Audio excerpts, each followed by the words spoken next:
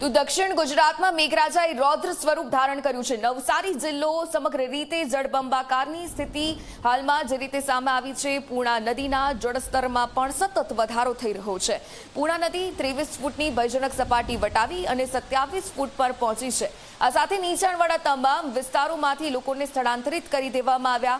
ભારે વરસાદના કારણે સમગ્ર જિલ્લાનું જનજીવન પણ હવે પ્રભાવિત થવા લાગ્યું છે। તો સુરતમાં જે રીતની પરિસ્થિતિ છે, આ પરિસ્થિતિના આકાશી દ્રશ્યો આપ ઝી 24 કલાક પર જોઈ રહ્યા છો। આખરે તમામ લોકો આ વરસાદની પરિસ્થિતિના કારણે જે રીતે સામનો કરી રહ્યા છે। શહેરમાં અનેક જગ્યાએ તમામ પ્રાથમિક ચીજ વસ્તુઓ હોય કે પછી શાળા કોલેજો તેને બંધ કરવાની આ વરસાદના કારણે ફરજ પડી છે।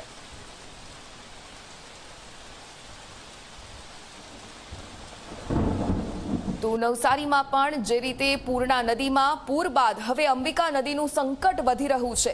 અંબિકા નદીના જળસ્તરમાં વધારો થયો।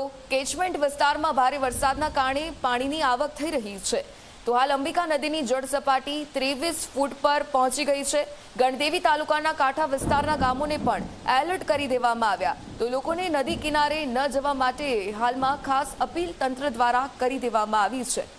તો સતત આ વરસાદની ભયજનક પરિસ્થિતિને લઈને એલર્ટ રાખવામાં આવ્યા છે। એડવાઇઝરી જાહેર કરવામાં આવી।